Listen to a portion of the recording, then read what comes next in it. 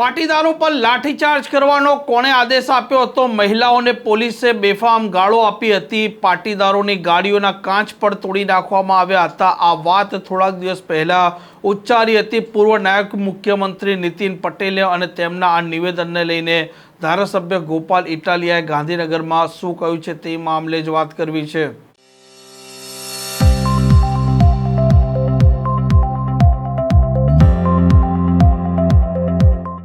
નમસ્કાર, આપ જોઈ રહ્યા છો હોટલાઇન ન્યૂઝ અને હું છું આપની સાથે તોફિક ગાંચી. પાટીદાર અનામત આંદોલન વખતે જે પ્રકારે તોફાનો થયા હતા, પોલીસે પાટીદારોની ગાડીઓ પણ તોડી હતી, બેફામ મહિલાઓને ગાળો પણ બોલી હતી અને પાટીદારો પર અત્યાચાર પણ થયા હતા અને 14 જેટલા પાટીદારો છે તે મોતને ભેટ્યા હતા. અને આ મામલો થોડાક દિવસ પહેલા પૂર્વ નાયબ મુખ્યમંત્રી નીતિન પટેલે ઉજાગર કર્યો હતો અને ત્યાર પછી હવે તે વાતને લઈને ધારાસભ્ય ગોપાલ ઇટાલિયા સામે આવ્યા છે.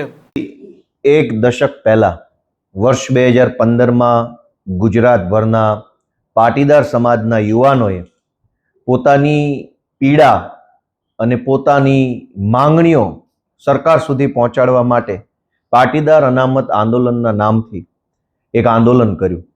સમાજના મારા સહિત લાખો કરોડો યુવાનોની એવી માંગણી હતી કે પાટીદાર સમાજના પાછળ રહી ગયેલા આર્થિક રીતે અને ગ્રામ્ય વિસ્તારોમાં રહેતા યુવાનો યુવતીઓને શિક્ષણ અને રોજગારની તકોમાં અન્યાય થઈ રહ્યો છે અને માટે પાટીદાર સમાજને અનામત આપવા બાબતે કંઈક વિચારવું જોઈએ. આવી માંગણી સાથે પાટીદાર અનામત આંદોલનની શરૂઆત થઈ. હજારો યુવાનો સ્વયંભૂ આ આંદોલનમાં જોડાયા અને શાંતિપૂર્ણ રીતે મહિનાઓ સુધી રેલીઓ, સભા, સરઘસ આ બધું નીકળ્યું. કોઈ પણ જાતની હિંસા નહીં, કોઈ પણ જાતનો ઉશ્કેરાટ નહીં, માત્ર પોતાની વ્યાજબી વાત વ્યાજબી રીતે શાંતિપૂર્ણ રીતે સરકાર સુધી પહોંચાડવામાં આવતી હતી. અને જીએમડીસી ગ્રાઉન્ડ ઉપર એક વિશાળ જનસભાનું આયોજન કરવામાં આવ્યું હતું અને આ સભાની અંદર શાંતિપૂર્ણ રીતે કરોડો લોકો પાટીદાર સમાજના જોડાયા અને આ શાંતિપૂર્ણ સભા પૂરી પણ થઈ.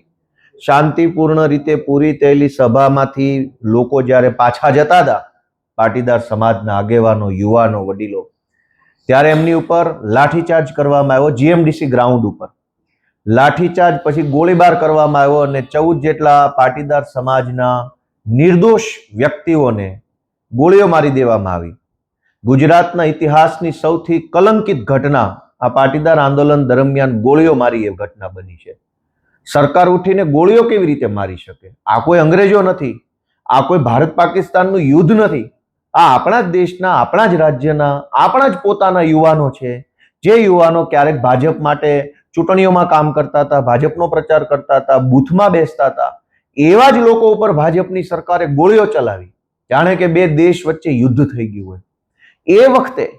એ વખતના નેતા, હાલના ભાજપના ધારાસભ્ય હાર્દિક પટેલ સહિત હાલના ભાજપમાં જોડાયેલા બધા જ આંદોલનકારીઓએ એક સ્વરે એવું કહેતા હતા કે જનરલ ડાયરના ઈશારે આ ગોળીબાર કરવામાં આવ્યો છે. મુખ્યમંત્રી આનંદીબેન હતા, નીતિનભાઈ હતા અને સમાજ એવું માનતો હતો કે કદાચ સમાજના નાતે મુખ્યમંત્રી કે નાયબ મુખ્યમંત્રી આવું કામ ન કરે, કંઈ પણ ઘટના બને, પણ સમાજના દીકરા દીકરીઓ ઉપર ગોળી ચલાવવાનું કામ નીતિનભાઈ કે આનંદીબેન કરે નહીં, આવું માન્યતા એ વખતે હતી. અને આજે 10 વર્ષ પછી નીતિનભાઈ પટેલે એ વાતનો ખુલાસો કર્યો છે. નીતિનભાઈ અમારા સમાજના પીઢ આગેવાન છે, અમારા સમાજના નેતા છે, એમણે અમારા સમાજને ખૂબ નેતૃત્વ પૂરું પાડ્યું છે. પહેલા તો હું એમનો આભાર માનીશ કે કંઈ વાંધો નહીં, મોડા તો મોડા, પણ સત્ય કબૂલ્યું અને સત્ય સમાજની સામે મૂક્યું એ બદલ નીતિનભાઈ સાહેબને હું આભાર માનીશ કે સત્ય તો સત્ય છે. 10 વર્ષ વહેલા કે 10 વર્ષ મોડા લોકો સમક્ષ આવ્યું કે આ ગોળીઓ મારવાનો આદેશ દિલ્હીના જનરલ ડાયરે કરેલો. હાર્દિક પટેલ એ વખતે ખૂબ કહેતા હતા અને તમામ આંદોલનકારીઓ કહેતા હતા કે જનરલ ડાયરના ઈશારે આ ગોળીઓ મારવામાં આવી. આ જનરલ ડાયર કોણ? 10 વર્ષે હજુ પાટીદાર સમાજને અને ગુજરાતને આનો જવાબ કેમ નથી મળ્યો? નીતિનભાઈ પટેલ પાસે આજે જવાબ નથી, આનંદીબેન પટેલ પાસે જવાબ નથી કે જનરલ ડાયર કોણ? કયા જનરલ ડાયરે પટેલના દીકરા ઉપર ગોળીઓ ચલાવવાનો આદેશ આપ્યો? હું આજે આખા ગુજરાતના પટેલ સમાજને વિનંતી કરું છું કે આ જનરલ ડાયરને ઓળખો. એ વખતે મુખ્યમંત્રીને ખબર નહીં, નાયબ મુખ્યમંત્રીને ખબર નહીં, ગૃહમંત્રીને કદાચ ખબર નહીં, તો મુખ્યમંત્રીની જાણ બહાર પોલીસ ઇન્સ્પેક્ટર કે એસપી કે આઈજીની હિંમત છે ગોળીઓ ચલાવવાની? તો એનો અર્થ એમ થયો કે પટેલ સમાજના મતના આધારે બનેલી ભાજપની સરકારમાં રહેલા એક જનરલ ડાયરે પટેલો ઉપર ગોળીઓ ચલાવવાનો આદેશ આપ્યો. આ જનરલ ડાયરને સજા કોણ આપશે? આ જનરલ ડાયરને કોણ પકડશે? આ સવાલ આજે પટેલોના મનમાં છે. એક પીડા છે. મારા જેવા અનેક યુવાનો આજે જે ભાજપ સામે લડે છે એના મનમાં એક ઊંડી આઘાતની લાગણી છે. અમને હજુ દુઃખ થાય છે કે ક્યારે ન્યાય મળશે, ક્યારે જનરલ ડાયરને અમે તે સજા કરાવીશું. આજે અનેક યુવાનો એ પોતે એક મનની અંદર એક આક્રોશ લઈને ફરે છે. અને જો સમાજની માંગણી વ્યાજબી હતી, સમાજનો મુદ્દો વ્યાજબી હતો, તો સરકારે એ વાત માનવી તો પડી જ. પણ પાટીદાર અનામત આંદોલનનો હાથો બનાવી, ઉપયોગ કરી, એની અંદર ષડયંત્રો કરી કોઈ જનરલ ડાયરે એ વખતની સરકાર ઉથલાવવાનું કામ કર્યું હોય એવું મારું માનવું છે.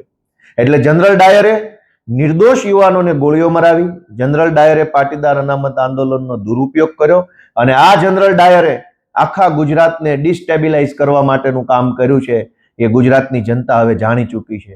નીતિનભાઈએ કાલે કબૂલ્યું પોતાના ઇન્ટરવ્યુમાં જાહેરમાં કે નીતિનભાઈએ એસપીને ફોન કર્યો તો એસપી એમની વાત માનતા નહોતા. એસપીની આવી ઓકાત, એસપીની આ હિંમત કે સરકારના નાયબ મુખ્યમંત્રીને પણ ગાંઠે નહીં.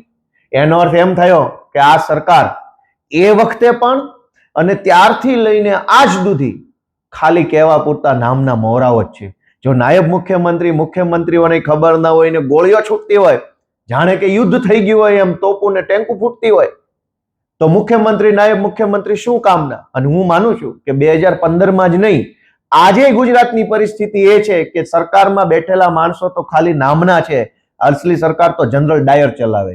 આ જનરલ ડાયર આજે પણ ગુજરાતની સરકારમાં હસ્તક્ષેપ કરે છે. ગુજરાતના ટ્રાન્સફર, પોસ્ટિંગ, મોટા મોટા નિર્ણયો, પ્રોજેક્ટની વાતો, બધી બાબતોની અંદર જનરલ ડાયર ઇન્ટરફિયર્સ કરે છે.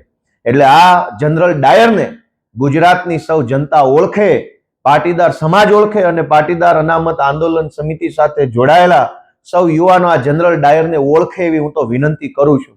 આજે પણ અમારા બધાના મનમાંથી જે યુવાનો પાટીદાર અનામત આંદોલન સાથે જોડાયા હતા એ યુવાનોના મનમાંથી આજે પણ એ વાતનું દુઃખ ઓછું નથી થયું. હું તો ત્યાં સુધી માનું છું કે ભાજપમાં જોડાયેલા લોકોના મનમાં પણ કદાચ જનરલ ડાયરને એક વખત સજા કરાવવાનો સહેજ અંદર મનમાં ખ્યાલ હોઈ શકે. અંતે તો બધા સમાજના માણસો છે, સમાજ માટે લડ્યા છે, કામ કર્યું છે. કોઈ મજબૂરીમાં, કોઈ સંજોગોમાં જનરલ ડાયરના ચરણે થવું પડ્યું. પણ આ જનરલ ડાયર ખૂની, હિંસક માણસ, ગોળીઓ કરાવનારા માણસને સજા અપાવવા માટે અમે બધા હજુ બેઠા છીએ. અમને પૂરો વિશ્વાસ છે કે ઈશ્વર અમને શક્તિ આપશે, અમારો સમાજ અમને એક વખત સાથ આપશે અને જેણે ગોળીઓ મારી છે એ જનરલ ડાયરને જીવતે જીવ એક વખત અમે સજા અપાવવાનું કામ કરશું. જનરલ ડાયરને આખું ગુજરાત ઓળખે છે. હાર્દિક પટેલે પોતે જ પોતાના શબ્દોથી કીધેલું છે ભાજપના ધારાસભ્ય જનરલ ડાયર કોણ છે. હાર્દિક પટેલ જ્યારે ભાજપમાં નહોતા ત્યારે એને સ્પષ્ટ નામ જોગ કીધું છે કે જનરલ ડાયર કોણ છે. એ પોતે ઓળખે છે. આજે એ જનરલ ડાયરની સાથે છે એ વાત અલગ છે, પણ જનરલ ડાયર જેને ગોળીઓ મરાવી છે એને આખું ગુજરાત ઓળખે છે. અમે એને હાર્દિક ક્યાં અલગ હતા આંદોલનમાં? વાત તો ત્યારની છે. જનરલ ડાયર આજે છે અહીંયા ગુજરાતમાં જ છે. સારા માણસોના નામ લેવાના હોય, જનરલ ડાયરોના નામ ના લેવાના હોય. જે દિવસે અમારી સરકાર બની ત્યારે ખુલ્લેઆમ સજા કરશું ત્યારે તમે જોશો કે આ જનરલ ડાયર હતો. કોઈ સત્તામાં એવડી મોટી તાકાત નથી કે લોકોને અન્યાય કરી શકે. ક્ષણિક ઘડીક થોડોક સમય માટે આજ એનો સમય છે. એને ગોળીઓ મારી, કાલ અમારી સરકાર આવશે, જનરલ ડાયરને બતાવશું કે સત્તામાં તાકાત નથી, તાકાત જનતામાં છે. જનતા અમને આશીર્વાદ આપશે, અમારો સમાજ, અમારો પટેલ સમાજ અમને આશીર્વાદ આપે, તે દિવસે જનરલ ડાયરને અમે સીધો કરશું. આ પ્રકારના સમાચાર માટે હોટલાઇન ન્યૂઝના ચેનલને લાઇક, શેર અને સબસ્ક્રાઇબ કરવાનું ભૂલતા નહીં. નમસ્કાર. આવા પ્રકારના વિડીયો તમને જોવા ગમતા હોય તો હોટલાઇન ન્યૂઝ ચેનલને લાઇક, શેર અને સબસ્ક્રાઇબ કરો.